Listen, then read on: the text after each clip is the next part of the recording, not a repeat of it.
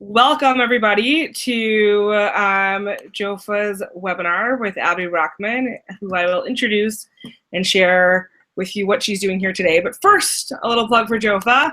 Our conference is coming up January 14th and 15th, 2017, being held at Columbia University. The conference is what gave birth to JOFA. Over 1,000 people come from all over the world, from Israel, from the UK, from Australia. It's an amazing opportunity to be in the room with over 1,000 people of like-minded and not so like-minded people, which will get us to today's conversation. This year, we have a number of special highlights that may attract people who have yet to have had the opportunity to join us for a JOFA conference. We are going to have an educational cohort where schools can come to learn from Alan Silverman, director of Mosheva.io, and Mark Shinar of SAR, speak about the inclusion of gay students and campers. We're going to have Shabbat JOFA. If you come in from out of the New York area, please let us know. We'll provide you with a discount code. We'll also help you out with housing if you'd like, and try to make your entire Shabbat JOFA, Joe-fabulous is what we're calling it. And Abby like that. There are opportunities for high school students, for college students, for middle school students. There's plenty to do. Visit us at jofa.org/conference 2017. We do have an early bird discount that is ending November 27th, which is mighty soon. So don't miss out on that. Please tell your friends, your loved ones, their group discounts. And we just want to make sure that you are there because you belong here. Okay, so I'm going to jump right into the webinar, and I'm going to first do a screen share so you can see what moved me into approaching Abby about joining us. So here we go. Now you see all my screens open, and so this is from JOFA. We shared this picture of Abby sitting on the streets of Harvard Square sharing this sign: "Support Trump, please talk to me, I'm hurting. I promise to just listen, not interrupt, say thank you, and offer cookies." So I've known, here we go. I'll go back to me. Can you see me now, Abby, and just me? No, I can still see your screen. All right. Now you see me. Okay. So I was particularly moved, because I've known Abby Brockman for about 2 decades or so. We share a birthday, and I've always thought she was a special person, but I think many of us woke up that day and we didn't know how to interact with other people. No matter how we voted, it was a challenging time because temperatures were so high. And here I saw someone who I knew relatively well for many years do something quite daring, taking it to the streets literally in a time where most people would be terrified to do so. So with that, our webinar was born. First, let me tell you about Abby, and then the major area focus for the webinar. Abby Brockman believes that showing up is one of the most radical things we can do to build community.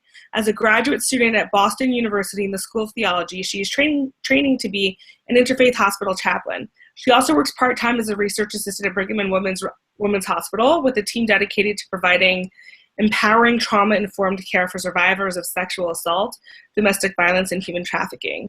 She's a trained mediator and has been known to list quote-unquote difficult conversations as her hobby when asked at social events, much to the chagrin of her friends.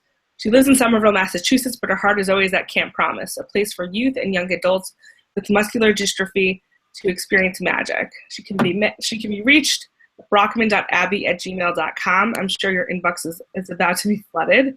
And today, so not only is all this going on, but Thanksgiving is rapidly approaching. And I think that tensions are high, be it with, tensions are always high when you spend a certain amount of time with family, no offense to my family. But, articles written about it on your standard gear. So this year, while I think that has, that people getting ready to figure out how to navigate, different cousin, uncle, parent dynamics, it's far more difficult this year given the climate of our country. So today, Abby is providing us with tools, much needed tools for engaging in difficult conversations over Thanksgiving. And I'm just going to let you jump in because I can't wait to learn from you. So Take it away, Abby. Awesome, thank you. First off, Sharon, I want to thank you. Like you said, we've known each other for so many years. Sorry if I was wrong. I forgot to mention, if we were flooded with questions, and the amount of interest in this webinar is unprecedented since I've been at JOFA, and almost everyone who registered asked a question. So we already have 70 plus questions. So we've narrowed those down to try to hit the different areas of focus. Okay. However, if you do have a burning question, you can tweet JOFA at JOFA.org, JOFA.org, O-R-G, or you can shoot me an email at org. I cannot promise you that we will get to your question today. Abby has a lot of work to do, but if you have that burning question, maybe you can make it Absolutely. And in fact, at the end of the webinar, I'm going to give my email address in a different kind of form. So definitely. Great. So Sharon, again, I just really want to thank you. As you said, you know, we've known each other for decades, and the memory that I always go back to with us is literally begging you, along with my other bunk mates, for you to be our counselor the following year in Oldest Bunk. I think I was like on your back, you know, like you were giving me a piggyback ride or something. And we just so wanted you for Oldest Bunk counselor, and you were our Oldest Bunk counselor. So I've known you for many years, I've admired you for many years, and I'm just really grateful to get to call you a friend now for many years. So also thank you to Joe for the Jewish Orthodox Feminist Alliance for hosting tonight. I followed all of your work as you kind of seek to expand the role of women within halachic Judaism. This, and I really want to thank everybody who's joining tonight here from really all over the United States, friends, people I don't know, strangers. You know, I know Sunday night is crazy. You're packing lunches, you're doing chores, you're doing laundry, you're writing emails. And despite all of that, you guys are all choosing to be here tonight. So thank you for choosing to be here. So let's get started. So what are we going to do tonight? You know, as I've said on Facebook, as my dean taught me, we're going to deal with difficult things, but deal with difficult things with hope. And I really hope that tonight our time here is going to be meaningful for all of us. And if anybody knows me, you'll know that I really believe in humor. I think it's really important to connect the mind and the heart, and I think laughter is a good way to do that. So hopefully we'll find some way to laugh through some of this difficulty. And I thought long and hard about how to start this, and I want to share with you a poem written by W.B. Yeats, who I think a lot of us can maybe connect with. And he writes, "Had I the heavenses embroidered cloths, and wrought with golden and silver light, the blue and the dim and the dark cloths of night and light and the half-light, I would spread the cloths under your feet. But I, being poor, have only my dreams. I've spread my dreams under your feet. Tread softly, because you tread on my dreams." And I've been thinking about this poem because I think a lot of us tonight feel trampled. I think it doesn't matter who you voted for, I think you either are scared that your civil liberties and your rights may be trampled on, or you feel like you can't speak up and say what you're really feeling because you'll be trampled, labeled by names that you don't feel represents who you are in your heart. And so I thought that this is something all of us can kind of rally around, of kind of showing up tonight, feeling in some sense that we've spread our dreams underneath someone's feet, and we're kind of scared that we're gonna get kind of walked all over. So let's do something about that tonight. I really want people to feel like there's like a sense of hope, a sense of agency, that there are things that we can do. So I'm just going to switch over to my PowerPoint slide. I'm going to share my screen, and we're just going to get started. Okay. So tonight we're going to talk about tools for engaging in difficult conversations. Sharon, can you see this? Perfectly, yes. Great. Okay. So if this is how you feel, or if perhaps this is how you feel, then I'm glad you came tonight. But here is another image for us to look at. Look at this picture. At first glance, it looks like a stand of individual trees, when in fact it is a single organism. This is Pandopopulus, the largest single organism in the world, with one massive underground root system.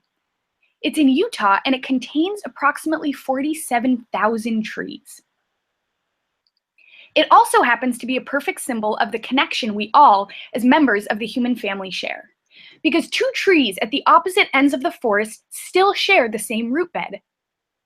This can be hard to keep in mind during divisive times, but this reality is central to my approach to conducting difficult conversations. So here is what we're going to do tonight. I'm going to offer what I feel and think is a powerful visual for difficult conversations.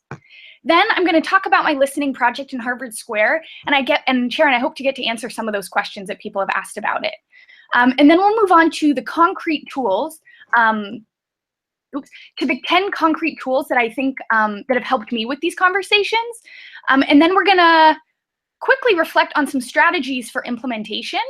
And this is really important. I want to just point out that I'm calling these strategies instead of goals here, because goals really only have to sound good. Whereas strategies, we really have to think about the realities of our day-to-day life and figure out how we're going to get a goal done. So I want to talk about strategies instead of just goals, because I think that a lot of people feel like this is a really intense time. But I think that I'm always scared of normalization, right? So like a poem, it's not written in a moment of inspiration. You have the moment of inspiration, then you have to do really hard work. And so I think that if we think about strategies, we can make sure that we make the most use of what we're all feeling right now. And then I'm going to give everybody a practice opportunity that if you choose to do it, it will only take you less than 5 minutes. And then finally, I want to just offer a note of gratitude to all those that have made this presentation possible and really have helped me in my own process of becoming. So I want to point out that nowhere in this agenda do you see that I am going to, okay, these are the tools. Sorry, I didn't realize I was going to talk about this. We're going to reflect on personal change. We're going to suppress our writing reflex, talk about what that means. We're going to talk about approaching with curiosity. We're going to talk about finding common ground. Number 5, we're going to talk about how people need to be heard before they can listen. Understanding how their choices make sense for them, how that's one of the most important things we can do and how to do that. We're going to move on to finding the person and connecting with their humanity. We're going to talk about maintaining boundaries, especially as it comes to self-care. Separating the person from their position. This is a really hard one. A lot of people have been asking about this and talking about this on social media. And then finally, the importance of education.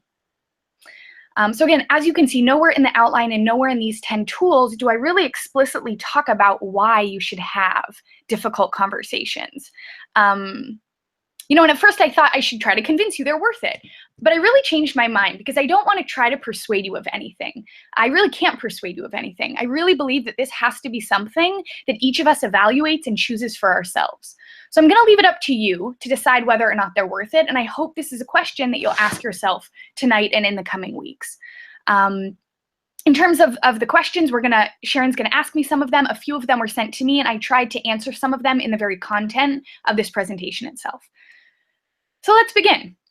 Part 1, why are conversations difficult? This seems like a pretty silly question. Well, here's how I visualize them. In the book of Isaiah, chapter 11, verse 6, it reads, "And a wolf shall live with the lamb, and a leopard shall lie with the kid, and a calf and a lion cub and a fatling shall lie together, and a small child shall lead them." So I'd like you to consider this passage from Isaiah that you have doubtless read or heard of. And I want you to think of it not simply as the conciliation of opposites, but as analogous to that which is demanded of us in a difficult conversation. The source of symbolic power in this passage is commensurate with the challenge we face, to step outside of our natures, to restrain ourselves for the sake of a greater goal. But this is hard, perhaps even harder than we imagined. So, as everyone knows, on Wednesday, I went to Harvard Square with this sign, and I started a listening project. So Sharon read the sign to everyone, and I just wanted to take some time to explain to people where this idea came from, and then Sharon, maybe we can answer some of the questions now, because I think a lot of people are here because they know about this sign. So the reason I went, I'm actually going to take it off the PowerPoint just so I can see people. So I'm going to go back here, and I'm going to end my screen share. Okay. So can you see me now? I can see you. Great. So I made the sign, and I went to Harvard Square. I chose Harvard Square because it's really well trafficked. There's a lot of residents, a lot of tourists. It's densely populated, so I figured in terms of getting to talk to the most people, it would be a good place to go. So that was why I chose Harvard Square. Some people asked about the motivations for that. But Sharon, in terms of other questions, what sorts of other questions did people have? a lot of questions. I think it's worth noting. Oh, never mind. You hear the echo? No. Okay. In terms of the political makeup of Harvard Square, do you want to address that quickly? In what sense? That Cambridge is totally rumored to be 98% Democrat. Totally. So there's also some practical, practical reasons why I chose Harvard Square, in the sense that I bike everywhere. And so the poster board is like pretty large, and I don't have a car. And so I really had to go somewhere that I could bike to within biking distance, because I literally carried the sign under my arm every single day and biked one-handed. Okay. So I couldn't kind of bike really far outside of the city. I really had to kind of stay somewhat local. And so of my local choices where I could bike one-handed, Harvard Square seemed like the best option.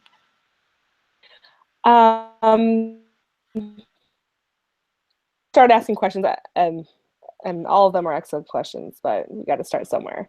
How were you able to listen calmly if you heard views which were hurtful or seemed wrong or unethical to you? How was I able to listen? It wasn't easy. And I think the fact that I've been training to be a chaplain has really helped. I think I've had so many moments where I've seen change come from listening. And I think, like, really in my own life, that's not something I've read in books to be a truth. I think that's something that at this point I've seen. It's like real knowledge to me, that I've tried to change people. I've tried to convince them of things. I've tried to persuade them. So it's either that I'm bad at convincing people of things, or maybe it's just really hard to convince people of things, you know? And so I feel like it's like a lived, felt reality that really all I feel like I can do is listen. One of the things we talk about, my chaplaincy mentors talk about, is chaplaincy is about being, it's not about doing.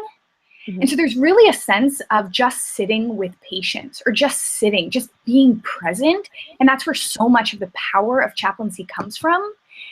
And so I definitely think that having been drilled into my head is a lot of where I come from. And so that morning when I woke up, I was like, what skills do I have to offer? And then I was like, I listen a lot. That's what I have to offer. So I think it comes a lot from chaplaincy. So given that, so obviously you're saying this is my talent, I could keep my cool about me. What were your goals coming in? Did you think, I'll build this new network of Trump supporters that I could rely on for questions in the future? What do you think going in? What would look like success? And then how did things change once you were in the thick of it? Did all of a sudden did you have goals that you didn't have before? Yeah. Answer that question. Yeah, totally. Well, I really went, and I can't stress this enough because it's the truth. I really went out of survival. It was totally self-serving. I couldn't sleep Tuesday night. I couldn't sleep Wednesday morning when I got up. And I literally felt, if I don't do something, I'm gonna stay in bed, probably eat, even though I don't eat in bed, probably get lost on Facebook, probably watch movies. And I just felt that just felt so icky to me. And one of the things that I know, again, from chaplaincy is movement is really good. If we don't move, trauma and difficult things can literally get stuck in our body, especially when we're flooded with hormones and stress hormones, that we have to kind of be active to work that out of us. And I've noticed, Sharon, that when talking with friends, whatever they're going through, this is going to sound like a weird analogy. I often think of it as like a cake. So if they're going, stick with me. If they're going through a sense of grief or loss or fear, right? That's the cake part. But then on top of the cake, there's the frosting. And the frosting is the fact that often they feel like they're at the mercy of the forces around them. That really I can kind of hear in what they're saying, this kind of sense of helplessness or lack of agency. And so I think that I can rarely do anything about the cake, right? But I can help them find hidden choices to kind of lighten the frosting. And so I think, again, I've seen that really so much added stress and strain when we feel helpless, when we feel like we don't have a sense of agency. And so I kind of was telling that to myself, the same thing I've told other people. I was kind of telling that to myself. And so my goal was really just to move so that I could feel active, so that I could feel like I had some sense of agency. And And then, you know, my goals change, you know, like I think after this experience, and especially after everything that has kind of gone on in the past week and a half, I want to be more politically involved. You know, I don't know what that's going to look like. I've kind of thought about doing like a difficult conversations working group, you know, that kind of talks once a month or twice a month. But it's like definitely ignited me. Like it has so many people watching tonight, I'm sure. But it really started with like survival, and it was like, just listen to people. Those are the skills I have. And now it's like, oh my gosh, I want to get involved. Mm-hmm. So what would you say was the most difficult part of this entire week? Easy question. The judgment in my head, like really, it felt icky. Mm-hmm. I felt so self-righteous in judging millions of people. Mm-hmm. And I still do. Like I'm struggling with that. You know what I mean? Like, you know, and it's not that some of it might not be well-deserved or that it might be complicated, you know, about the best way to go about that. But just kind of feeling just how quickly, and I think that really talking to people, and then even having people like private message me on Facebook, like friends of mine, good friends of mine, not many of them, but to kind of say like, hey, if you really want to listen, I'm happy to talk to you, you know? And so just kind of like, it really kind of made me realize that this is like way more complex than I thought it was that morning. And yet like the judgment was so easy and it kind of felt good. Mm-hmm. And that didn't feel good when I realized that. Mm-hmm. Let me ask you one other question, which you haven't seen yet. We've spoken about your role as a chaplain and how that affected, and that's why you did this, right? Because this is what you do. How did the fact that you're a woman, the fact that you're a Jewish woman, how did that affect your ability to have these conversations?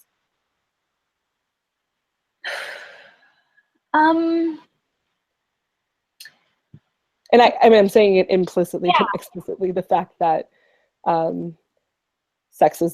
and anti-Semitism and racism and all of that was a part of the campaign. Okay, in case that wasn't obvious. I think I've been lucky that so many Jewish people I know have this like strong sense of like pushing back, creative defiance. You know, I think that's like a real aspect of the Jewish personality.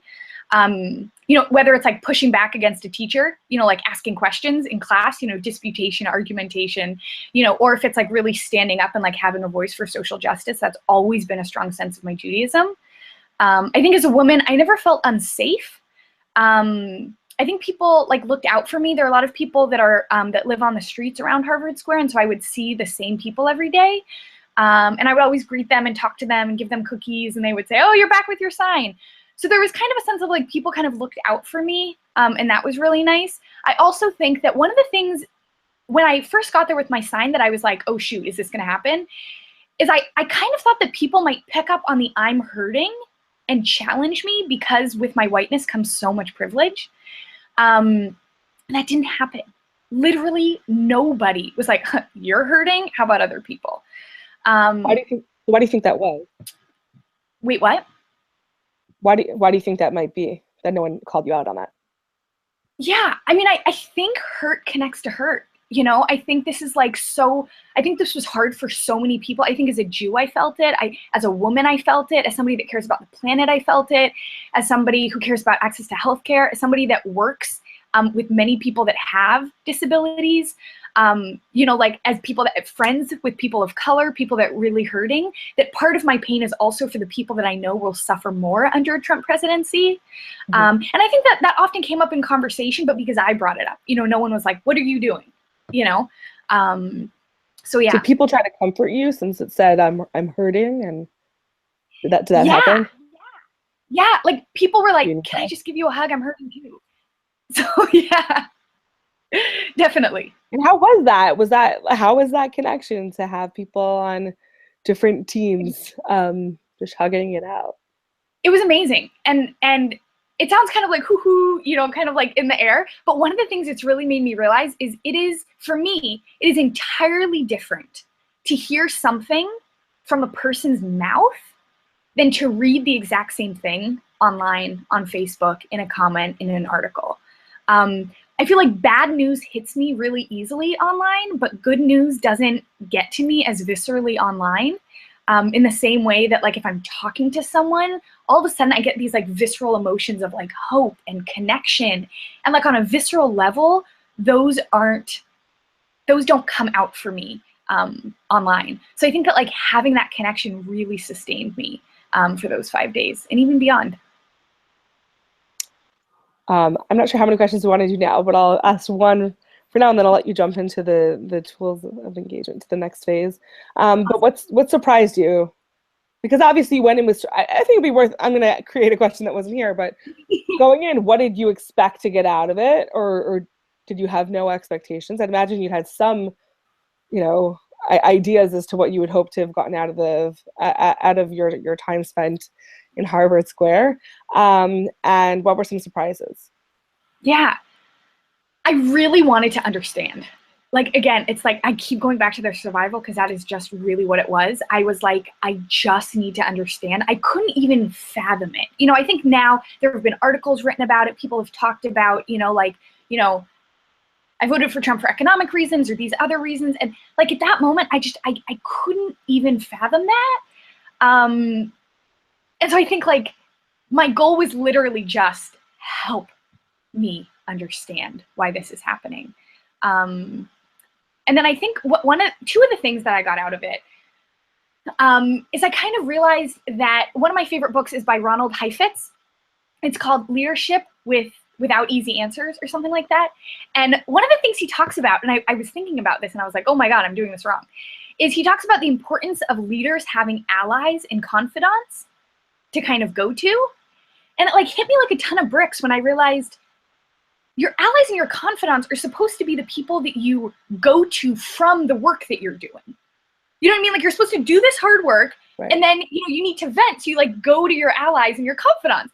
And I had this like realization where I was like, all I'm doing is being with my allies and my confidants. Like the echo chamber that everyone's been writing about. Yeah. Yeah, you know what I mean? Like the work is here and then I'm supposed to go vent to them afterwards. And I wasn't doing that. I was literally just engaging with my allies and my confidants. Mm-hmm. And so that was a big realization for me. Okay. Should I keep going asking you questions or? Let me get to the slides maybe. Does that sound okay? That sounds fabulous. So I'm going to screen share my entire screen. Okay. Can you see this? Yes. Okay, awesome. Okay, so we've talked about this. And again, if people still have questions that weren't answered about the project, like please feel free to email me. So the 10 tools for having difficult conversations. I really think this is the most important place to start, which is by asking yourself, when have I ever changed my opinion and how did it happen? Because this question really changed a lot for me. I thought of it as I was sitting on the bench in Harvard Square, because I realized that the change I've gone through has really only happened slowly over time. While I was, it was accumulated, under people that I admired, I respected, they guided, they supported me. And most importantly, it was always self-motivated. Nobody ever said you must do this, right? Because change is hard. And so nobody can kind of push you up that hill for yourself. And so it was just, once I realized like, this is how hard change is, and so it really kind of starkly made me realize if I never listened to anybody else, and if I've only ever changed because I wanted to, then that's probably true for other people. And so that brings us to our second point, which is noticing your writing reflex and suppressing it. So the writing reflex is our strong urge to correct someone or to offer advice, right? To right the situation. Mm. And the crazy thing is that often we have really good advice and we have a healthy perspective, but it doesn't matter if we only express it in terms of advice or information.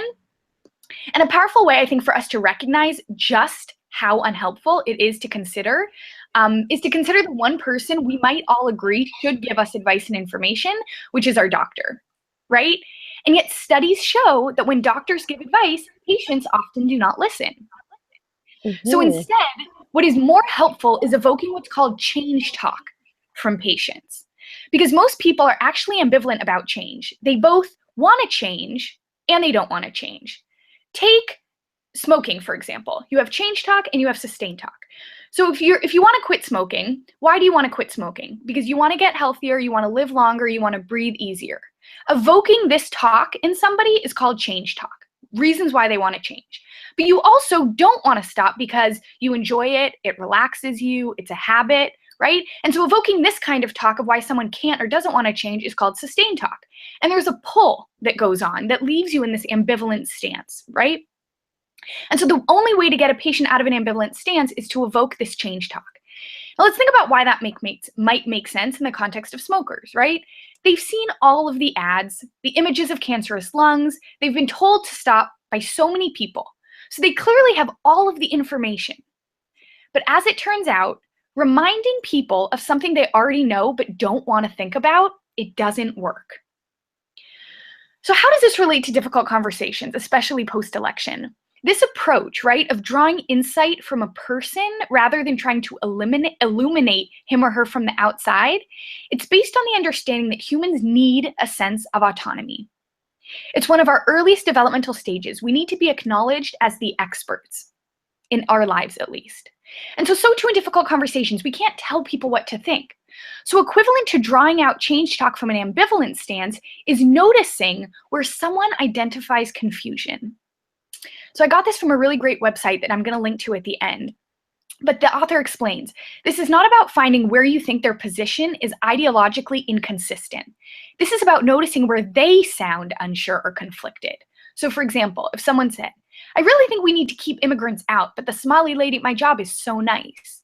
You can encourage them to consider that conflict that already exists within them. So, as good as it may feel to convince someone, by giving advice or information, I think the question for us to consider ultimately is it effective? The second one is approach with curiosity. So my Professor Schlau once said that in conversation, misunderstanding is the rule, not the exception. Because each of us too rapidly interprets what's happening. And because of this, and he says this, and I love this, every interaction is a cross-cultural exchange, even if you are talking to your sister and not a Buddhist monk in the foothills of Tibet. So let that sink in for a moment, right? In fact, my roommate reminded me that we often don't even wait for the conversation to begin before we start making assumptions. We have the conversation in our own head. So once we notice this, instead of it being overwhelming, it actually can offer us a way forward. We need to be making less assumptions and be more curious. And here's why. Let's say you really, really think you do know something. I'd like to offer a reason why you still should dig beneath the surface. And it's called emotion substitution. And it was taught to me by Dr. William Condrath. So Dr. Condrath says that as we get older, we're taught that it's only acceptable to express some feelings and that we have to deny or suppress others. We learn to substitute emotions that we are taught are okay for the ones that we can't. So why does this matter? Well, when we suppress our real feelings and replace them with those we've learned are more acceptable, we get the response associated with the substituted feeling instead of the response to our true feeling. Thus, the emotions we have learned to substitute for survival purposes don't really get us what we need or want. So there are different ways to categorize emotions, and I'm no expert, but let's look at these 6 basic emotions now. Scared. So as you're looking at this, I'd like you to ask yourself, how did you and others in your life growing up when you were young express this emotion? How did other people respond to it? 2, sadness. Were you able to express this emotion? 3, anger. Who had the most permission to be angry growing up in your house? 4, power. Who supported your sense of competence and how did they do that? Who had the most power in your family? 5, joy. What brought you joy as a child? And 6, peace. What practices or activities create a sense of peacefulness in you? So now, and I've had this done as a workshop and I led it as a workshop, so we're just going to do this quickly, but I'm going to ask you to consider 3 questions based on these ideas. The first is, growing up, what feeling did you most have permission to express? Could you be scared? Could you be sad?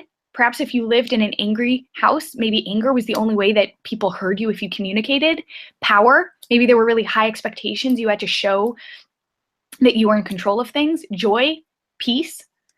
Okay, now I want you to consider, growing up, what feeling were you not given or rarely given permission to express? Again, the choices are the same. So which one of these couldn't you express? Okay, now, and I know we're going quickly, what feeling did you most often substitute for the denied feeling? And I'm going to give us some examples. For example, if someone is sad but can only express anger, people will give them space rather than giving them the closeness and comfort they may need. Or boys often learn not to cry when they get hurt or experience loss. Generally, the substituted feeling for feeling scared is feeling powerful. But this gives the message, I'm okay, I can do this by myself. And so people then come to the conclusion that he doesn't need anything. His expression of control pushes others away precisely when he may want and need them to be drawn near to him. Think about this one. Why might someone substitute joy for peace or calm? Why might they not be able to express happiness? I find this to be one powerful way of reminding myself that it really pays to dig beneath the surface. I mean, not literally dig beneath the surface. Okay, so how do we do this? How do we maintain this radically curious posture even when we're sure we know something? Here are some strategies and mindsets. This is literally the simplest one. It's all you see on the screen. Tell me what you heard. This is from my friend Daniel, and he says, he literally will sometimes just say this to people, and I've tried it. If you feel like someone is answering in a way that you don't understand, you can literally say, can you tell me what you heard me say? And so often people will repeat back something and I'll say, oh, that's not really what I meant. Here's what I meant. So this is a really simple intervention that often leads to more information and less misunderstanding. The second one is, this is harder and this takes time, but to begin training yourself to ask a question when something upsets you. So literally start training your brain so that when you feel angry, upset, or frustrated, instead of voicing a question, instead of voicing a statement, you ask a question. And for me, this was best demonstrated by a Buddhist chaplain that I know. And he said he was speaking with a patient, and when she found out that he was a Buddhist, she looked at him judgmentally and she said, well, you're going to hell. And he tells the story and he says, you know, it would have been so easy and I wanted to get defensive and take her comment personally. He's like, but I didn't. I got curious instead. And instead, he said, after breathing, you know, it sounds like your faith is really important to you. Can you tell me about your faith and what it means to you? And then that got her to explain, you know, what she was going through and really open up. So he could have responded to her comment with anger or getting defensive, but he didn't. Instead of saying anything, he just asked a question. He saw that there was something really meaningful behind her comment. This one is really important, separating impact from intent. So recognizing that there's often a difference between someone's intent and the impact it had on me, and between what my intent was and its impact on another person. I literally just had this today when I went to a coffee shop and I bought a bagel and I brought it home to toast, and it had already been toasted and it was like put back on the shelf. And my immediate reaction was, oh my gosh, they like sold me an already cold toasted bagel. And in a flash of like obvious recognition, I was like, they didn't mean to do that, Abby. You know, and so this judgment can really come really, really quickly. And so just kind of starting to notice the way that we often conflate impact and intent. Finally, assuming best intentions. So assuming best intentions about another person, it's an act of radical hospitality. And it doesn't mean that you can't clarify or confirm, right? Of, hey, is this what you meant by that? But so often we make these snap judgments, you know, even if somebody doesn't respond to your text quick enough, we can kind of get into a judgmental mode. And so the best case scenario is when these last two work symbiotically. So warning, this sounds deceptively simple, but I'm going to give us an example. Let's say person A says, why did you do that? That's so mean. So person B might respond to that, I didn't mean it like that. Why are you getting so mad? So what's going on here is that person A is assuming bad intentions, right?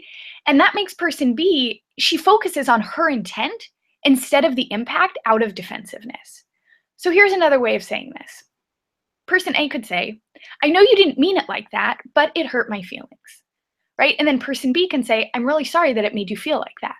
So I realize that these are very simplified conversations, but what's happening here is that person A is assuming best intentions about the other person. And because he's taking care of her intentions, she can then recognize the impact that her actions or words had on him. And so this is hard, but we can do hard things. So the first thing is leaving walls and bridges where they are. Can I push back for a second on the last slide?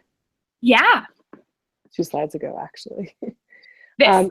I think something that commonly happens as an outspoken woman is that people say, "Oh, I'm sorry you feel that way," and I wonder, and I'm like, no, this is actually like truth. What you said, and how any person on the street would have heard it. So, yeah. What do you think? So you're saying if you tell someone how it makes you feel, and then they kind of blame you for that. Yeah. Is that what you mean? Yeah, that's instead of the person, and not that we're supposed to be placing blame. That's what you're trying to teach us not to do. Totally. But I think that's really. I wonder about that language choice. I think that's a good question. What if people say to you, "I'm sorry, that's how you feel"? What if you were to say to them, you know, and what made me feel that way is the way you said something. Like, how have you pushed back against that to kind of reconnect it to what they've done? What's been successful for you? It's easier to say what's been frustrating for me. I mean, you know, like, what if you said to somebody, you know, it made me feel that way because... Well, sometimes it's factually that, let's say a lot of this will happen in the public square, and people will send me Facebook messages saying, "I can't believe that person said that to you. I can't believe that person had the audacity to do X to you." And that doesn't happen.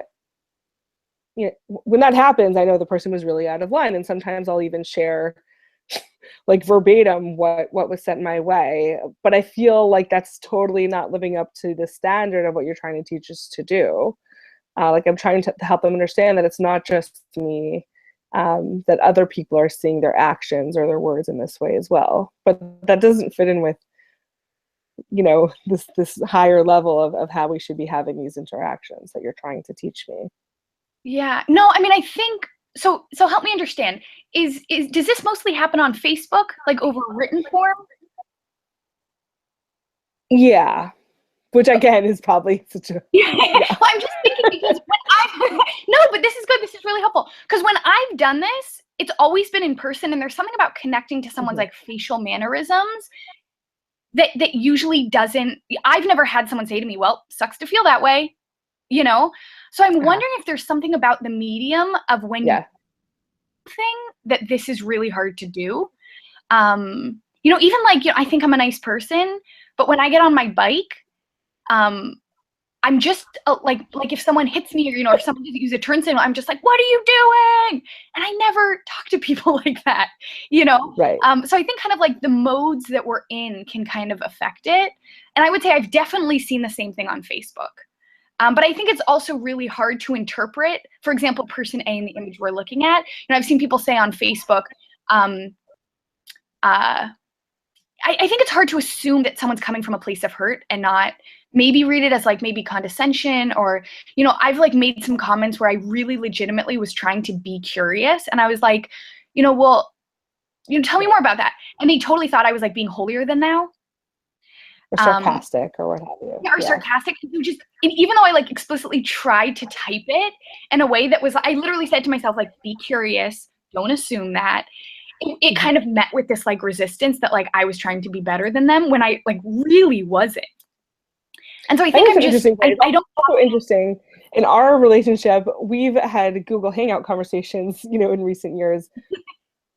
It speaks to Abby, because a lot of times people are, you know, relying on text message and Facebook or what have you, and not even picking up the phone, let alone a Google Hangout. So I think that's something that a huge lesson for me that I sorry I interrupted your presentation, but to take away from this, the importance of stepping out and picking up the phone, and or Google Hangout. Okay. No, and I think that's important. I think one of the things that I've kind of tried to do, and we're going to talk about this later, is like contact increases empathy, not isolation.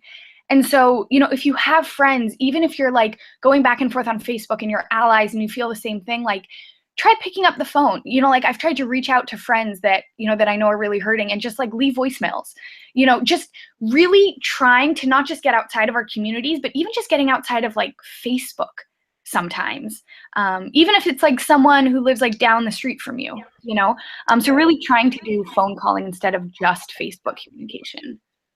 Does that make sense? Very, thank you. Okay, cool. No, and please ask me questions. I thought you had a question about this comic. I was like, what could be your question? So the fourth thing is thinking about leaving walls and bridges where they are and trying to find common ground. And I believe that metaphors matter. I think that language shapes how we see and understand things. And there's something about the metaphor of a bridge that has never felt great to me, because bridges are straight, you know, and there's only one way to walk over a bridge. And so I started thinking about the words of the great 13th century Persian poet Rumi. This is very famous. He wrote, "Out beyond ideas of wrongdoing and right doing, there is a field. I'll meet you there." My friend Anna, who might be watching tonight, I know she's a big fan of Rumi. And so this is kind of how I started to kind of visualizing it in my head, right? Or like another visualization is if there are two people that are, you know, a couple and they want to like move in together. You know, they could move in to one of their apartments, but often couples like to move into a third new apartment together so that it's like new for both of them. And so, you know, I think this idea of like finding common ground is important. And so a personal story is, you know, I spoke with a cattle rancher from a small rural town in Texas, and he was super polite. "Yes, ma'am. Thank you, ma'am. That's right, ma'am." But he said some like pretty objectively racist comments. So like, for example, when we were discussing the white and black communities in his area, he said with disparagement, "Miss, I was taught that you have to work for what you get." Whew. So that hurt. Wow. Yeah. And I easily could have told him that that was racist, right? Or lectured him on structural oppression. But again, thinking of this idea of common ground, I just agreed with him. I said, you know, I too value hard work. It's just that we don't all start from the same starting place. And so I think that that's like a simple way of kind of finding common ground and having a constructive conversation. But ultimately what this is trying to get at is that we have to get good at recognizing the good stuff. So we need to think about difficult conversations, personal or political, that we're aiming for this like win-win and not this win-lose. And this is also, you know, prominent in couples therapy, right? So if you're arguing with your partner, do you really want this person that you love to feel like he or she lost? Or do you want to feel like we both kind of won out of this? And one way to think about this is like separating interests and positions, which is like an iceberg. So the idea is that every position has numerous interests beneath it. So positions are things like, you know, Obamacare is good or bad. And interests are things like good healthcare is important, right? Or a position would be anti-abortion, right? Being against abortion. But an interest would be improving the health of women and children. So your positions will often not be aligned, and it can easily end in disagreement. But if you can engage on the level of interest, you can often find some success and common ground. And like one example of this, I'll just give one example, is two kids are arguing over an orange. "I want the orange." "No, I want the orange." "No, I want the orange." And so the mom comes in and she goes, "Guys, what's going on?" And one kid says, "I want the orange." The other kid says, "No, I want the orange." So the mom says, "Okay, why do you want the orange?" So one kid says, "Well, I want orange juice." And she turns to the other kid and says, "Well, why do you want the orange?" And he says, "Oh, well, I want to use the rind to like steep tea." I don't know how old these kids are, but they're steeping tea, right? But the idea is that like once she kind of dug beneath the positions, and this is a simplistic example, she realized that like both of their ultimate interest could be found. So I'm just gonna skip this one. But the idea is finding a grain of truth and letting them know that you agree with that grain of truth. And then, you know, once you agree, you can always add a caveat. So, you know, let's say somebody says, "These protesters are rioting in the streets. Why aren't they worried about the crime in their own community?" So, you know, you could say, "I agree that violence is bad and there are a lot of different problems that need to be solved. What do you think about the problem of police violence?" So kind of this is a way of like aligning and then kind of asking a question. Or here's one that a lot of people have asked about. You know, "Of course not. I absolutely believe you, and I'm in no way calling you or Trump supporters racist. I know that's not what's in your heart. You made a choice about your immediate economic concerns, and that is understandable. But I'm really upset about," and then you can name something specific, How do you think we can come together to stop things like that from happening and extend sympathy and support to those who are left out of your decision? So again, this is a way of like still finding common ground. And so the idea is just to look beneath, and that you may be surprised by what you find when you do that. The fifth tool is that people need to be heard before they can listen. This is really a mantra for me. And by mantra, I mean I tell it to myself more times than I can count when I'm having hard conversations. It really just reminds me of why I need to listen. Because the fact is, again, no matter how brilliant you are, whatever you say will fall on deaf ears until somebody else feels fully heard. So Hugh Prather, in his book Notes to Myself, talks about this. He said, every conversation exists on two levels, a verbal level and an emotional level. And often people won't feel heard if you only respond to the verbal level, right? So again, a simplistic example, someone calls you and says, oh, my car broke down today on the side of the highway. If somebody says, did you call AAA? You should call AAA. Here's my AAA number, right? The person can like get upset, and that's only responding on the verbal level as opposed to acknowledging, wow, that must be really scary, or are you anxious, or how are you holding up, right? And so kind of thinking about conversations as like these kind of parallel highways that exist, and that we really need to respond to both levels. So in this, body language is super important. A leading couples researcher, John Gottman, has shown that body language can sometimes be even more important than the words we use. So like really no eye rolling, no crossed arms, no clenched jaws. And this is really important to self-monitor because negative body language can exacerbate conflict because it causes our hearts to beat really fast. And if your heart beats more than 100 beats per minute, your body can start producing adrenaline. And then you're literally in a physiological state that makes it hard to listen or change. So body language is one way that we can make people feel heard. Another way we can make people feel heard is by reflecting back to them 4 things. We can reflect back unsaid feelings. This is really powerful. If someone's describing something and you hear a sense of pain or sadness or anxiety or fear, try naming that feeling. You know, and a lot of people are often hesitant to do this because they're like, what if I get it wrong? Mm-hmm. The great thing about naming unsaid feelings is no matter what you say, you can pull the conversation forward. Because let's say you say, I sense that you're really sad. They can either say, yeah, I'm really sad. And then they feel kind of like, wow, you got something. Or they can say something like, no, I'm not sad. I'm just frustrated. But then they've named something and you've taken the conversation one step beyond where it was. So in naming unsaid feelings, I would just say, don't feel scared about getting it wrong as long as you're trying to listen. Repeating back meaning. You know, again, the story of my professor who, you know, was told he was going to hell. He heard that beneath that comment was that her faith was really important to her, and that's what he reflected back to her. Strengths, this is perhaps my favorite one. I did this a lot in Harvard Square, is just listening for the strength when people talk to you. So if you hear, you know, something strong, persistence, perseverance, love, gratitude, whatever kind of strength that you hear, say, wow, that must have taken a lot of patience to do that. And often when you reflect back a strength to someone, you'll get this like visceral like sigh of like, yeah. So reflecting back strengths can be powerful. And then silence. This is something that I've had to work really hard on. If you just give people more time than you think, often it may feel awkward, but really people just take some time to process. And if you give it silence, they will often come back with another idea that might not have come out if you jumped in with another question or a comment. And so these literally, like when I'm having hard conversations, I have these 4 things in a list in my mind. I'm constantly thinking about unsaid feelings, meaning, strengths, and silence. The 6th thing is trying to understand how somebody's choices make sense for them.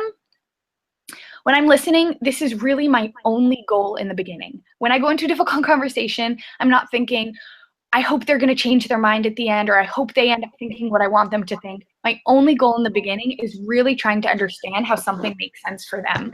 And so William Ury, who's well known in the field of negotiation, he says, if you want to influence them, you also need to understand empathically the power of their point of view and to feel the emotional force with which they believe in it.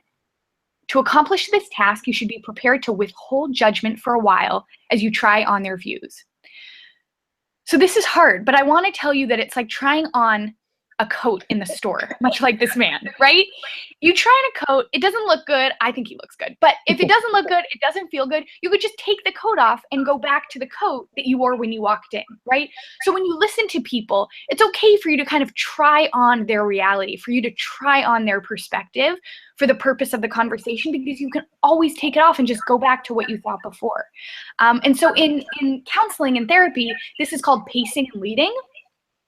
And pacing is when you line up with someone with where they're at. And you can do this by, using shared language, reflecting back, what we talked about before, empathizing with their experience, matching their body language even, matching their seating posture. And then leading is when you introduce something new. So this would be like a suggestion or a confrontational question, something designed to challenge them, to take them one step kind of beyond where they are. Now, here's the thing. And this is relevant not just in counseling, this is relevant in everyday conversations. You always need to pace a system before you can do a lead move and change it. And here's the thing. If there's a crisis, the more you will feel pressure to do lead moves right away too soon. But if this happens, the system will literally spit the lead move back at you with something like, Abby, you don't understand. Right? So the person's going to think that you're full of it, or you're naive, or you're not paying attention. And they're going to feel judged, and your brilliant question will probably not land. And again, like this idea of like seeking to really understand from someone else's perspective, it really needs to be genuine, because people pick up judgment on a limbic level. So like, we can't fake it. We know it when we see it. We can't fool people. And so, this is one of the questions I saw, Sharon, is, can you make people feel heard without agreeing? And the answer is yes. We can validate someone without agreeing with them. And so one way to do this, one concrete way, is by not starting with contention, start with validation. If this was a live classroom, I would look to see if anybody's eyes were getting wide. Because if you caught what I did there, I started with contention and I didn't start with validation. So we really want to start with validation, not start with contention. So here are two examples of what that means. I can see why you would like if there were no assignments in this class. However, or I guess I can see why you would want your mom to come live with us for the next 3 years. It would really be a chance for you to have quality time with her. Well, I don't know if I'm going to vote for that, ... right? So this way of like starting with what, the validation of what they're saying. And then, Yuri says you can also repeat in positive phrasing. That this is really important. You phrase it positively from their point of view. So you make the strength of their case clear. So you could say something like, you have a strong case. Let me see if I can explain it. Here's the way it strikes me. Number 7 is find the person, value their story, connect with their humanity. This is really important. You really have to like find the person underneath the facts, the ideas, whatever it is they're saying. So if you remember that the cattle rancher from Texas, we actually didn't begin the conversation talking about politics. I saw his cowboy boots, and so I expressed genuine admiration for them. I told him that I wore the same cowboy boots for 5 years, before high school and through high school. I asked him what he was doing in town. He said his daughter was doing a mock trial. I said, whoa, that must take a lot of preparation and hard work. You must be so proud of her. He told me he was a cattle rancher. I asked him tons of questions about that. I just thought it was like really cool to meet someone different from myself. And so it was really only after 10 minutes of conversation that we brought up politics. But by this time we had like formed a human connection. And this idea is supported in the research. So Dr. Gottman says that the most obvious indicator that a discussion is not going to go well is the way it begins. When a discussion leads off with criticism or sarcasm, both of which are forms of contempt, it has begun with a harsh startup. And the research shows that if your discussion begins with a harsh startup, it will inevitably end on a negative note. So don't start like this. Of course I care about how you imagined I thought you perceived I wanted you to feel, right? Probably not going to go well. And so Gottman's statistics tell the story. He found that 96% of the time, and he's been doing this for decades, you can predict the outcome of a conversation based on the first 3 minutes of the interaction. Wow. So basically, we really need to make sure that our conversations begin well. This is like a really big bang for buck intervention. And Sharon, going back to what we talked about before, I think this is one reason why Facebook can be difficult, you know, if we're trying to get other people to understand our views, because there's no sense of like setting it up. You know, it's like, boom, it's like you're already in the issue, you're in the topic, you're like in the heat of it. You know, and so I think that that probably also contributes towards, you know, conversations sometimes going the way they go. So thinking about this harsh startup, you know, one of the things to do is, you know, once you start talking about it, really focusing on feelings and stories, not focusing just on facts, because the fact is you're probably operating from a different set of facts. And, you know, as people have pointed out, you might even disagree on what a fact is. And that can be really hard, you know, and I'm not saying facts aren't important. They're very, very important. But sometimes we just make more progress by sharing stories. So, you know, if we can talk about how we feel, stories that we've experienced, stories from our friends, that can often be more effective. Number 8 is maintain boundaries for self-care. Engaging in difficult conversations does not mean you have to let someone walk all over you, you know, and hopefully tonight there are some tools that are resonating with you for things you can say. Here's a really good, easy one I use all the time. When you do or say something, it makes me feel, would you consider? So for example, an ardent Jill Stein supporter came up to me on the street and, you know, started by asking his name, telling him mine, shaking his hand. And he began this like passionate diatribe that involved yelling in my face about how horrible Trump and Hillary, is what he called her, were. He was literally in my face. And so I said to him, you know, sir, when you yell in my face, it makes me feel defensive and patronized too. I'm happy to listen to you if you would consider lowering your voice and taking a step back. So by focusing on your own feelings, it's often more difficult for other people to get defensive. And I realized that like this may not pop into your head immediately, but the more you kind of think about this kind of trifecta, it can be really powerful. Number 9 is separating the person from their position. This is really hard. There have been a lot of comments, articles written about this, that it's really hard to separate someone from perhaps a hateful position that they're taking.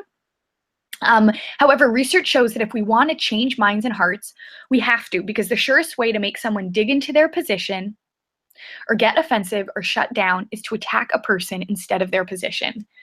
For example, instead of saying, I can't believe you said that, you're so racist, you could say, you know, I don't think that comment is fair. It sounds racist to me. Now, there may not seem to be a big difference between these two responses, but in real life, the first often leads to them getting defensive or offensive, right?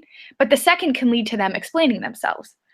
Okay, this said, neither of these comments are probably the most helpful because of how loaded the term racism or racist is for people. And so it's just not the best term to use when trying to find common ground. And this is a wonderful article. I'm sure many of you have perhaps read it. I encourage everybody to read this article. It goes into it in detail about how using the term racism and racist is really counterproductive. It also quotes Robin DiAngelo, who's like a leading race researcher, talks about white fragility. And so, you know, this article isn't saying that we shouldn't call out racism. It's not even saying that we should never use the term racism. It's just saying that we really need to be careful about how and when we do it.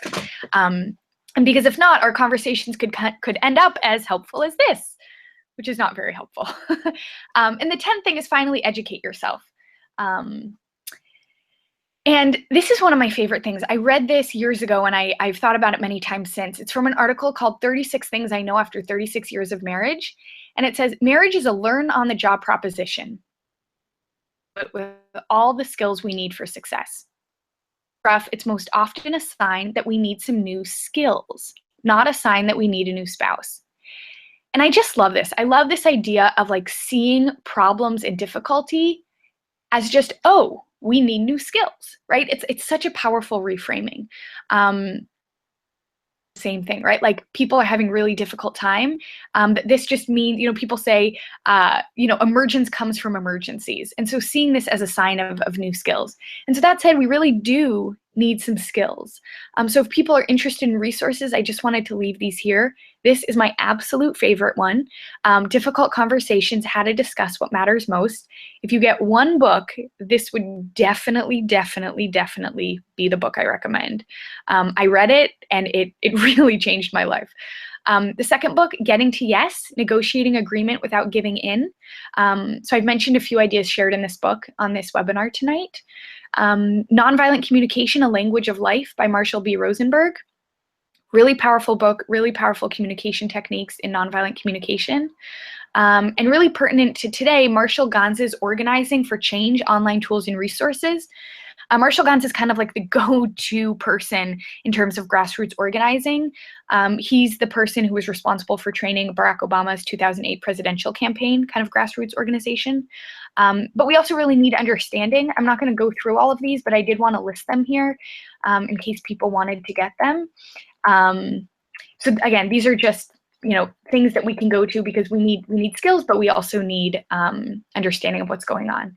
So again, just to quickly review the 10 tools, and I know this is a little fast. Thank you guys so much for your time. Reflecting on personal change, suppressing your writing reflex. I know it feels as abnormal as a lion would feel if it fought its instinct to eat a lamb, and as abnormal as a lamb would feel if it fought its instinct to run away from a lion. Approach with curiosity, find common ground, the fact that people really, really need to be heard before they can listen, to understand how someone's choices made sense for them. It's like a coat, you can take it off, but just understand in the moment. Find the person, connect with their humanity, maintain boundaries, separate the person from their position, and educate yourself. Now, in this last part, and I'm watching the time, it'll be maybe another 10 minutes, I really wanted to give some strategies for implementation, and all of this is based on the idea that by action, when I say we need action, we need contact. Because the more time we spend with others that have views that are different from our own, the more understanding and empathy there is. And I kind of created this idea because to me, it really encapsulates it. So in education, Sharon, I don't know how popular this is in education, there's something called the proximal zone of development, which is what somebody can learn with help. And so the idea is that teachers should try to narrow in on this PZD. Obviously, that's hard if you have 30 people. So I kind of adapted this, and I call it the proximal zone of imagination. And so if you look at the screen, the purple is, I should have changed it, not what I can do, but what I know, right? Based on our experiences, this is kind of what I know to be true. This is what I think.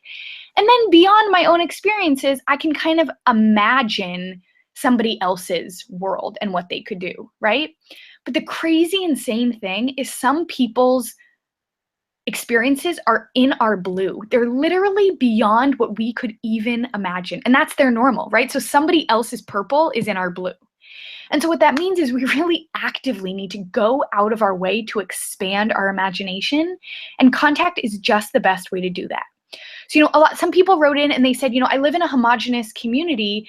How can I do this work? How can I connect across difference? So I put it into a gradient. I don't know if this is helpful, but I put it into a gradient from little contact, based on your geography, time, your religion, to a lot of contact. So you could just try to notice prejudice in your media sources, as you're reading, try to just be attuned to some of these ideas. This is one of my favorites. Promote role models from other races, communities, and ethnicities. So we all kind of promote role models within our own worlds, but do we promote role models from outside of our communities? It's a really simple, easy way to kind of expand. Join mycivicworkout.com. I just found this week. It's this really great site that it sends emails a few times a week that have 5-minute, 10-minute, and 30-minute activism workouts, which I think is really cool. Sharon, this is what we were talking about, that if you are on Facebook and you feel like a conversation, racist things are being said, and you feel uncomfortable and you don't know what to deal with it, but at the same time you feel like it's important to call it out or respond to it, but you don't know how to do that, you can tag White Nonsense Roundup. It's this incredible group, and if you tag them into a conversation, they will kind of like handle the conversation.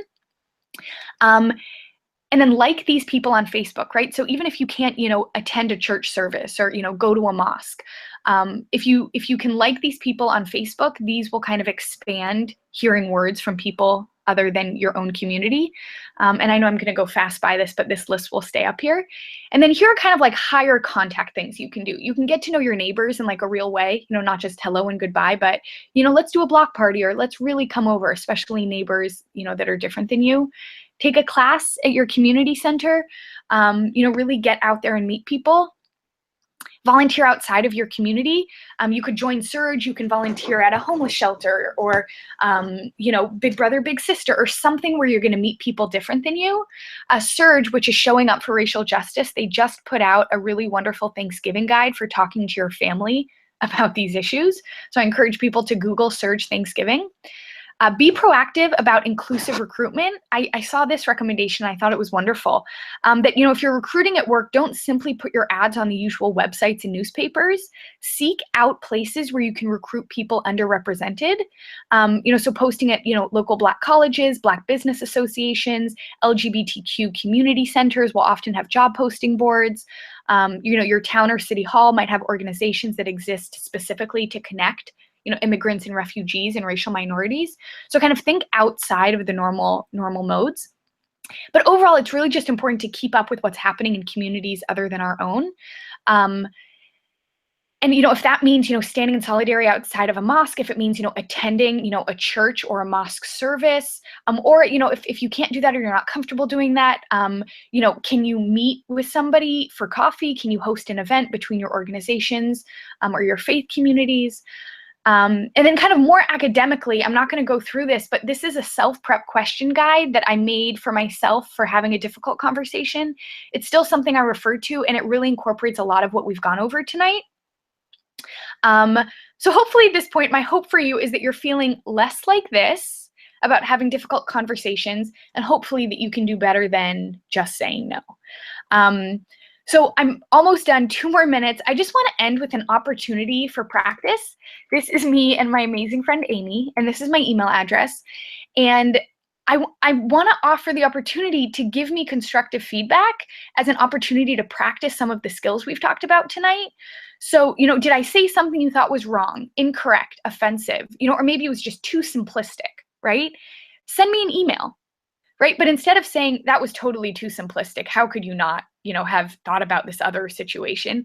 Ask me a question for further clarification, right? So say something like, hey, did you mean, you know, what did you mean when you said, the way I heard it was blah, blah, blah, but maybe I misunderstood, right? So a way of like assuming best intentions about me. Or you could say something like, you know, you suggested doing this, but I feel like it wouldn't work in that scenario because of XYZ. So how do you think about that? So, you know, just wanting to offer an opportunity for people to kind of use some of the skills tonight with me. So I just want to thank everybody for being here. I really hope that you got something you were looking for. Thank you guys for showing up.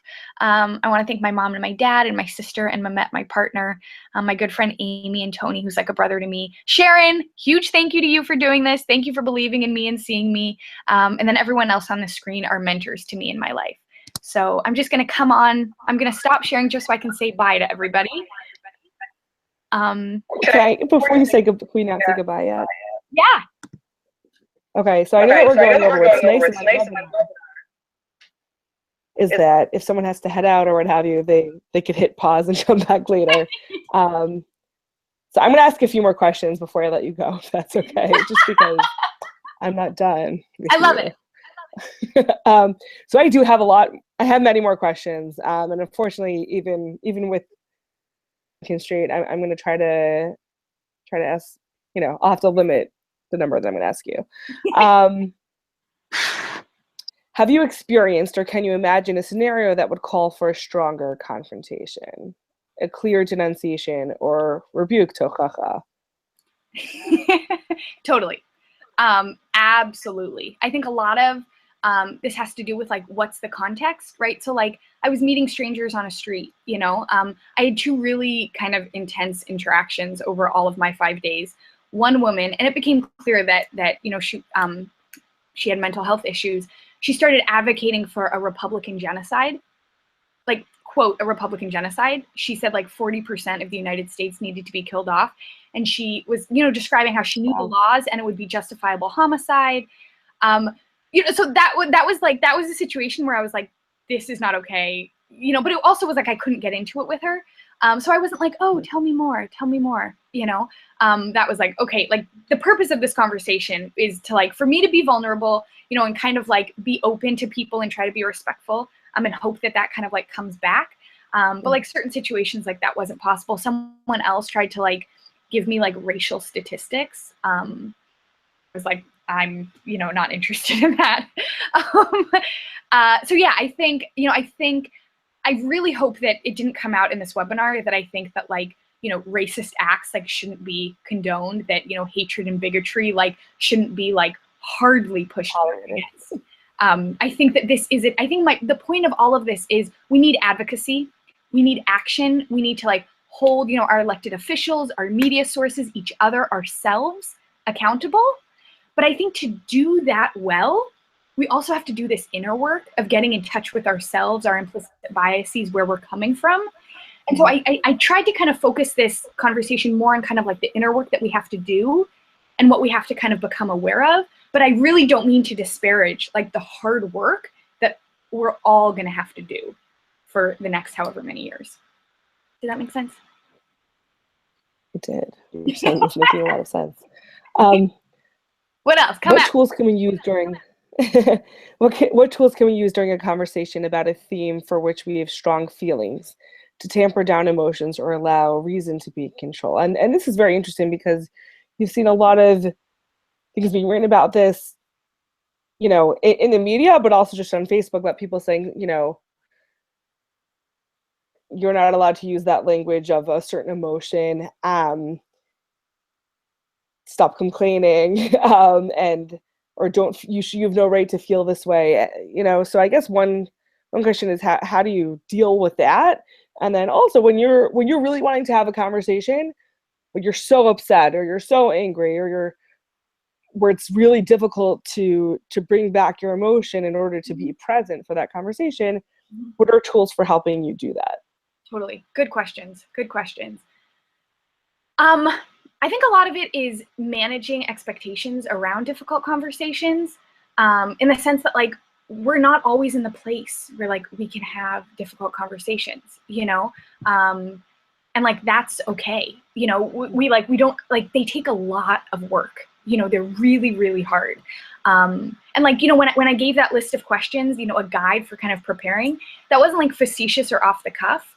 This is really what I think being good at this takes, especially in the beginning when these ideas are new to you. Even now, I don't always prepare with that list, but after every conversation, right? And I think most people do this. People who are reflective are wow, how did that happen? You know what I mean? I really messed that up. What could I have done better? And so I think this is really hard work, and it should be seen the same as learning a concept in physics, right? You've got to do the problem set, you have to watch extra videos, you have to read the chapter, you have to go to lecture, it's really hard. And so I think and I think you brought up emotions. I think a big thing that I believe in that is how I feel about the emotion rationality divide. I think emotions tell us a lot about where we're coming from.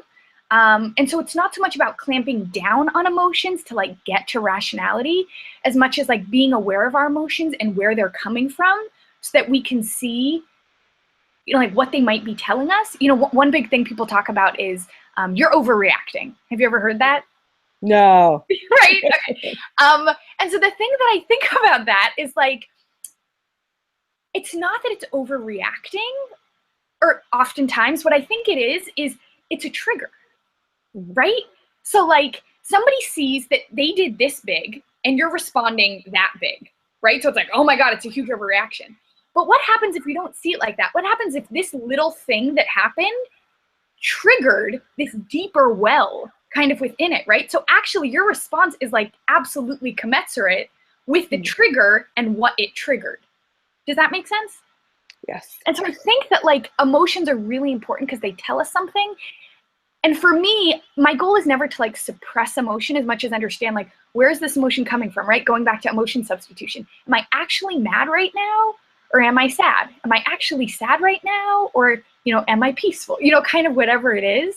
So I would think that before someone suppresses emotions, that they just kind of do some digging into what that emotion is.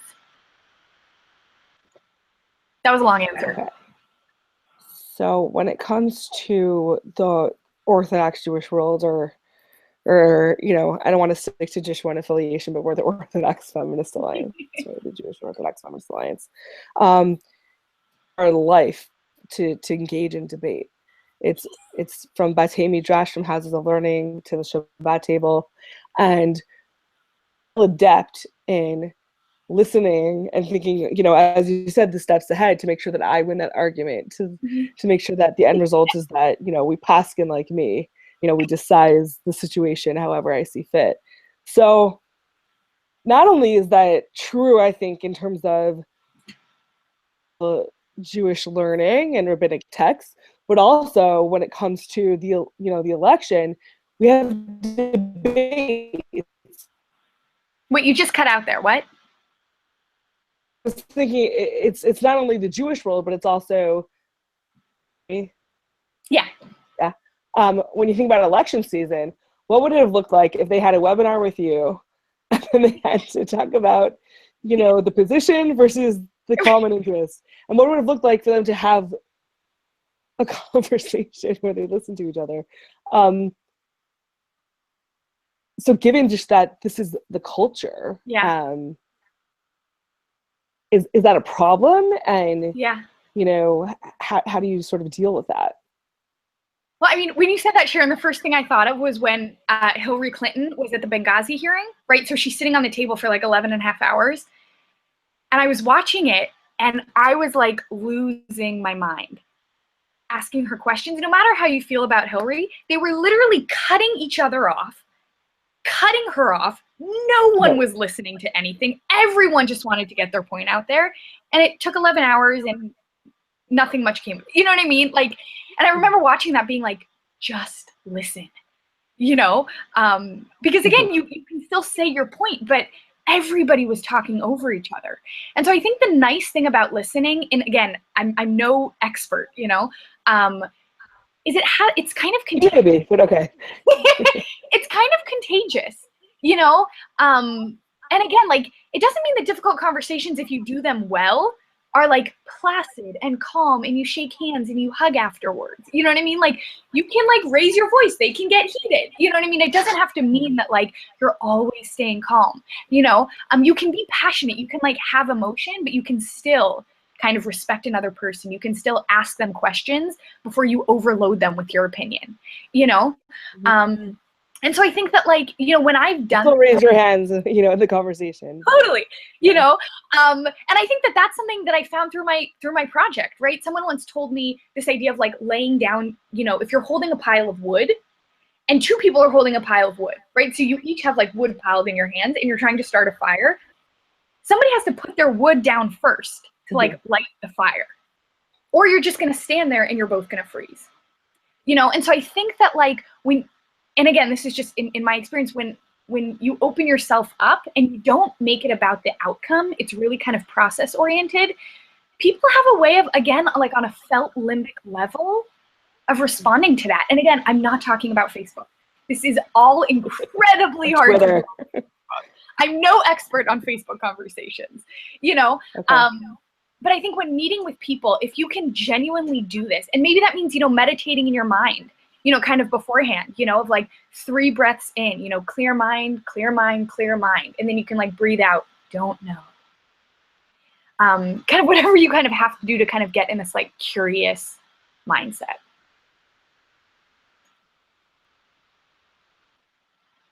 You're frozen. Are you still with me?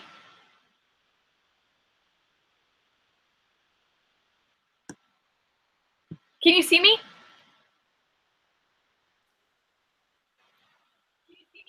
Huh. I can. Can you? Now I can hear you. Questions. Hold on. Can you hear me now? We're good? Okay. Okay. So one is you spoke about emotions. Important in conversation, especially today. What do we do with facts? Good question. You're giving me hard ones. I mean, I think that's central. I think this is like so central to the conversation today. And I remember I started hearing this idea of like, oh my gosh, we don't even agree on what facts are after the RNC. I think for me, that was like when I kind of really realized, oh my gosh, we see facts differently. You know, I don't have a good answer. I'm happy to like think through that with someone in conversation. the only thing I would say, and I'm not trying to say this to like be a cop-out, but is there a way to make the conversation not about the facts, but about like the stories beneath it, right? So like instead of like how, you know, the process for vetting refugees is this, you know, instead of being like, well, you know, it seems like refugees, you know, them, you know, tell me more about that, you know? So like, again, I'm really not trying to like say facts aren't important. I think that's really a central topic that we all need to think about. I don't have an easy answer for it. I don't have an easy answer for it, but I think that sometimes it's not just about facts. Last question. Great. We marketed this as tools for Thanksgiving. Yes. And we said how, and what you've done is pretty remarkable. And I'll save your praises for my final thoughts. No. But when it comes to family, they're already, what's interesting is that some people are saying they were already dreading Thanksgiving. You know, there are already all these issues to be dealt with. And now everything is exacerbated and compounded on the outcome of a long election, a very long process, and unexpected outcome, and expected or unexpected, result, realities post-election, I would say. What would you say to those people looking to be at the same Thanksgiving table? Yeah, I would say make a game plan. Like, don't go into it trying to wing it, you know? I really think to like think about what you're going to say to things. You know, I listed some resources here tonight. Some of them even, or if you Google Surge Thanksgiving, literally will say, if they say this, say this.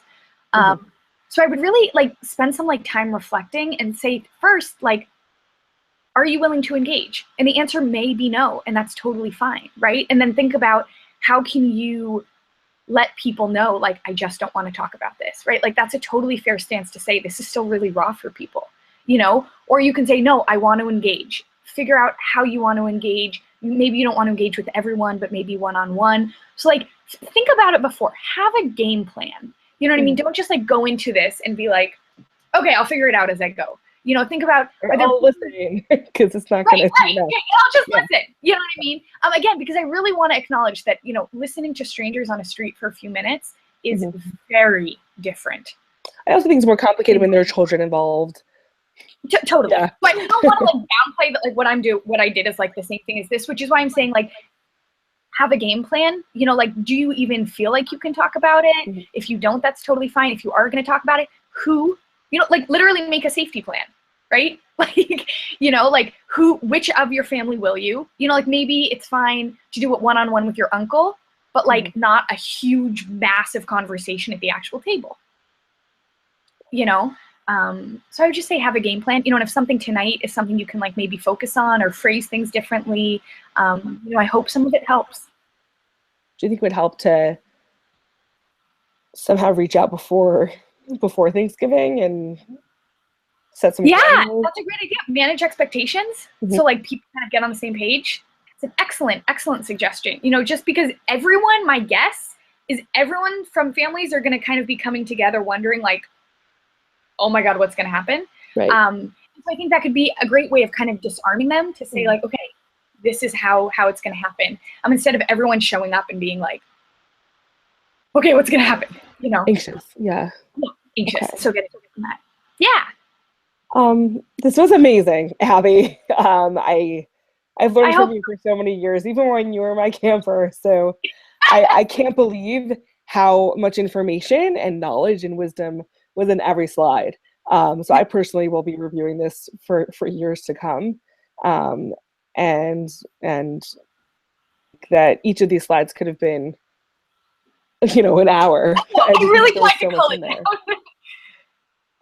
So I'm just so impressed with the knowledge and the wisdom that you bring to the table, and also just who you are. So thank you for being that dogma, that example for so many, and for really, you know, being who you are, and then also bringing so much more wisdom from so many others, and not just preaching, but really walking the walk in Harvard Square and beyond.